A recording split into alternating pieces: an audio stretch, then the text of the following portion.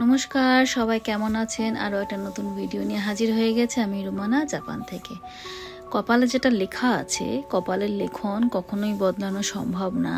এটা তো আমরা ছোটোর থেকেই শুনে বড় হয়েছি, তো সেটা আজকে বাস্তবায়িত হয়েছে। গরমের ছুটি চলছে, তাই একটা দিন সমুদ্রে না গেলে হয়, তাই ঠিক করে নিলাম সমুদ্রে যাওয়ার দিন। আর সঙ্গে ঠিক করে নিলাম মেনু। আমার ভাগে পড়েছে চিকেন রোল, তাই চিকেনটা গ্রিল করে নিচ্ছি, ম্যারিনেট চিকেনটাকে। আর গ্রিল চিকেনের জন্য একটা সস প্রিপারেশন করে নিচ্ছি। সেই সসের মধ্যে আছে টক দই, লঙ্কা গুঁড়ো, জিরে গুঁড়ো, বিট নুন, মেথি পাতা, চাট মশলা, তান্দুরি মশলা, লেবুর রস আর নুন মিষ্টি তো অবশ্যই। সব মিলিয়ে মিক্স করে নিলাম। এখন চিকেনের মধ্যেও একটু লেবুর রস দিয়ে দিচ্ছি, তারপরে সসটা দিয়ে দেব। নিয়ে আরও কিছুক্ষণ রান্না করে নেব, যাতে সসটা একদম মিশে যায় চিকেনের সাথে, একদম শুকনো শুকনো হয়ে যায়। তাহলেই চিকেন রোলটা খেতে কিন্তু দারুণ লাগবে। এই যে এবারে সসটা দিয়ে দিচ্ছি আর অপেক্ষা করব একদম শুকনো হয়ে আসা অবধি। আর রেডিমেড পরোটা কিনে এনেই রেখেছি, সেটা সকালবেলা ভালো করে সেঁকে নিয়ে তার মধ্যে চিকেন দিয়ে রোল করে নিলেই কমপ্লিট হয়ে যাবে চিকেন রোল। আর এখন এই যে বাজারে আজকে পেয়েছি খুব সস্তায় একটা এত বড় তরমুজ। গরমকালে তরমুজ খেতে ভালোই লাগে। আর সত্যি বলতে জাপানে এই গরমকালেই বেশ কিছু ফল পাওয়া যায়। শীত আসলে একটা ফলেরও আর দেখা মিলবে না। কি লাল ভেতরটা দেখেছেন? দারুণ, কিন্তু মিষ্টিও কিন্তু ভীষণ। সব গোছানো কমপ্লিট হয়ে গেছে। কালকের জন্য যা যা প্রয়োজন সব ব্যাগের মধ্যে নিয়ে নিয়েছি। এখন একটুখানি তরমুজ খাবো। দেখা হচ্ছে সকালবেলা। সুপ্রভাত। ভিডিও শুরুতে যে কথাটা দিয়ে শুরু করেছিলাম সেটা কেন বলেছিলাম এবার হয়তো বুঝতে পারছেন। কপালের লিখন বদলানো সম্ভব না। সপ্তাহ শুরুর থেকেই জানি এই সপ্তাহের ওয়েদারটা খুব একটা ভালো নেই, কিন্তু সপ্তাহ শুরুতে বেশ কয়েকটা দিন ওয়েদার খারাপ থাকায় ভাবলাম হয়তো যে রবিবারে ওয়েদারটা চেঞ্জ হয়ে যাবে। আজকে 10ই আগস্ট, কিন্তু ভাগ্যে যেটা থাকে সেটা তো হয়ই। ঝরঝরে বৃষ্টি হচ্ছে, হাওয়া দিচ্ছে ঝোড়ো। এইরকম ঠান্ডা ওয়েদার সমুদ্র তো নামা সম্ভব না। অগত্যা প্ল্যানটা ক্যান্সেল করতে হলো।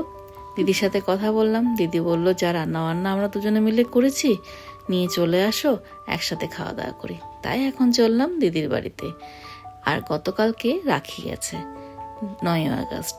তো ছোট্ট করে একটু রাখি তৈরি করেছি অজয়দার জন্য। প্রথমবার দাদাকে রাখি পরাবো। জাপানে রাখি পাওয়া যায় না, তাই রায়সা রূপসার DIY জিনিসপত্র দিয়েই রাখিটা তৈরি করে ফেলেছি। কেমন হয়েছে? চলে এসেছি বাড়িতে, এখন টিফিন করছি। সবাই একসাথে যা যা আমরা নিয়ে যাব ঠিক করেছিলাম সেগুলো সব এখন আমরা একসাথে খাওয়া দাওয়া করছি। করেছিলাম ওটসের কেক আর ওই যে চিকেন রোল।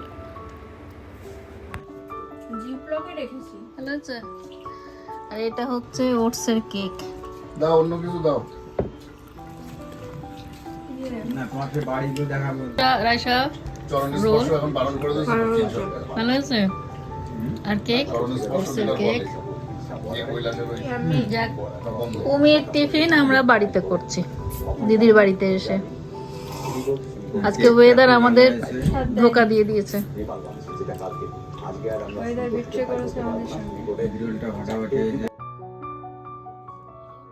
ট্রেন যায় বলেছি না, 94 মান ভাড়া একজনের একবার উঠলে।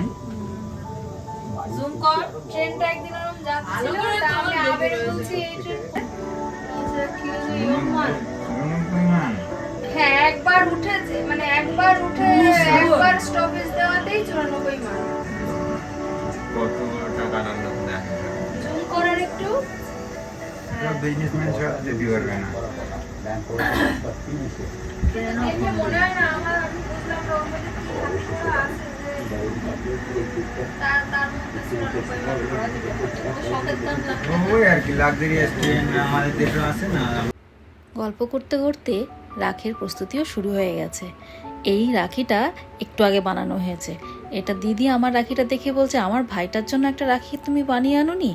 তাই দিদির বাড়িতে যা ছিল সেগুলো দিয়েই একটা রাখি বানানো হয়েছে। দিদির রাখিটাও কিন্তু দেখতে খুব সুন্দর হয়েছে, বলুন, একদম আমাদের দেশের রাখির মতো বড় একটা ফুল দিয়ে। প্রথমেই আমি সবার কাছে ক্ষমা চেয়ে নিচ্ছি, কেননা আমি প্রথমবার এত নিয়মকানুন মেনে রাখি পরাচ্ছি। আমি সত্যি নিয়মকানুন আমার জানা নেই, দিদি আমাকে সাহায্য করছে কিভাবে এই নিয়ম মেনে রাখি পরাতে হয়, এবং খুব সুন্দর করে রাখির উদ্দেশ্যটা দিদি এবং দাদা এক্সপ্লেন করবে, সেটাও আপনাদের সাথে শেয়ার করব। এটা ওই রকম বাঁধতে বাঁধতে পড়াও, দাদাকে পড়াও।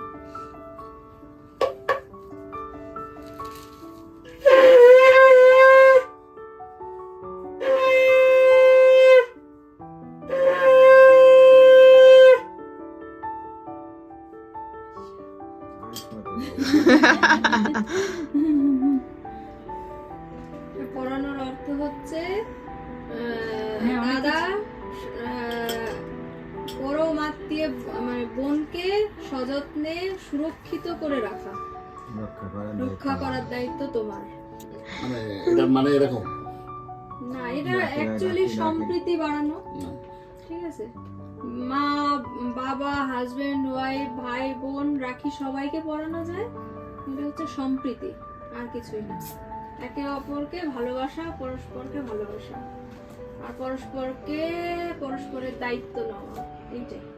কোথাও লেখা নেই। না না না না কোথায় কি আছে জানি না। উপনিষদ এইটাই না, প্রথমে উপনিষদ এইটাই লেখা ছিল যে একে মানে রক্ষা করার জন্য, মানে তোমার অশুভ শক্তি থেকে কাউকে রক্ষা করার জন্য তার মঙ্গল কামনা করে এটা বাধা হতো আগে। এটা আছে উপনিষদে লেখা ছিল, কোন উপনিষদ আমি জানি না, আমি জাস্ট সকালে শুনছিলাম। কিন্তু তারপরে হচ্ছে কি আমাদের রবীন্দ্রনাথ ঠাকুর হিন্দু মুসলিমের সম্প্রীতি বাড়ানোর জন্য, সমাজে সম্প্রীতি আনার জন্য এই রাখি বন্ধন তৈরি করে। কিন্তু এই জিনিসটা আবার এখন চলে আসছে ভাই বোনের মধ্যে সম্পর্কের মধ্যে। কিন্তু অ্যাকচুয়ালি রাখিটা সবাইকে বাঁধতে পারে, বাবা মাকে ভাই বোনকে, ইভেন হাজবেন্ড ওয়াইফ পরস্পরকে বাঁধতে পারে। কিন্তু এই জিনিসটা আমরা আমরা আমরা আমরা মানে একদম পুরো চ্যানেলাইজ করে এখন ভাই বোনের মধ্যে নিয়ে এসেছি এটা। কিন্তু এটা সবাইকে বাঁধতে পারে এবং তার মঙ্গল কামনা করে, তার সুরক্ষা কামনা করে এটা বাধা হয়। এটা হচ্ছে রাখি বন্ধনের নিয়ম, রীতি রেওয়াজ মেন আর কি। টিকা লাগাতে হয়, আপাতত তো এখন চন্দন বাটা নেই, সেজন্য টিকা লাগানো হবে না, বুঝলে? তাই আমি এমনি আর কি দাও, ফুক দাও। বাজাতে পারে না। ও আমি পারি না বাজাতে, আমার কষ্ট হয়। এই টাকা ওইদিকে।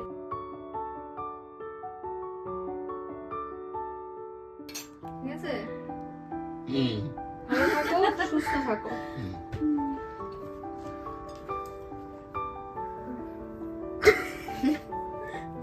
দায়িত্ব নেবা সারা জীবনের,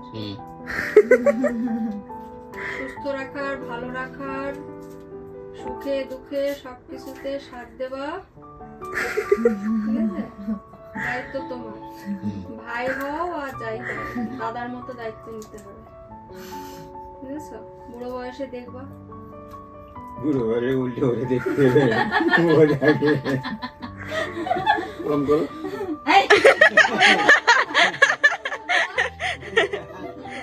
প্রণাম আমি করবো, আমি ছোট। এটা একেবারে পারফেক্ট প্রণাম করেছে। নিয়ম তো এরকম। খুব সুন্দর, খুব ভালোভাবে কাটালাম রাখি বন্ধন আমরা। তুমি যেতে পারলাম না তো কি হয়েছে? রাখি স্পেশাল হয়ে গেল। সুন্দর মুহূর্ত সত্যি কাটালাম। সত্যি খুব ভালো লাগছে, অনেকদিন পরে রাখি। না, এটা অ্যাকচুয়ালি আমার বোন ছিল যখন, বিউটি চলে যাওয়ার পরে আর রাখি। দাদার বোন বিউটি দিয়ে চলে যাওয়ার অনেক বছর পরে আজকে দাদা আমার কাছে রাখি পড়লো, খুব ভালো তবে লেগেছে। আমি কিন্তু এবার কিন্তু রাখি পূর্ণিমার দিন এসে হাজির হব, এটা ঠিক। এটা আমার তরফ থেকে বৌদিকে। থ্যাংক ইউ বাবা, প্রথম রাখি পূর্ণিমার গিফট পেয়েছি, সেরকম খুশি।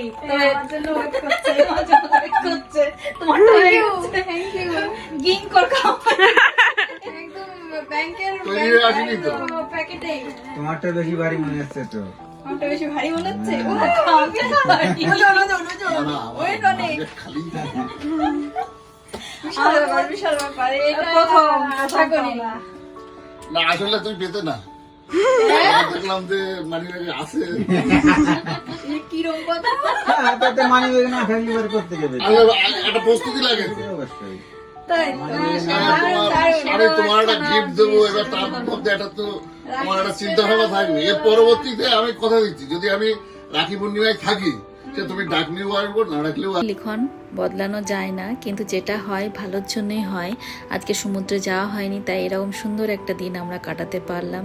আজকের এই ভিডিওটা আপনাদের কেমন লাগলো অবশ্যই জানাতে ভুলবেন না। সবাই ভালো থাকবেন।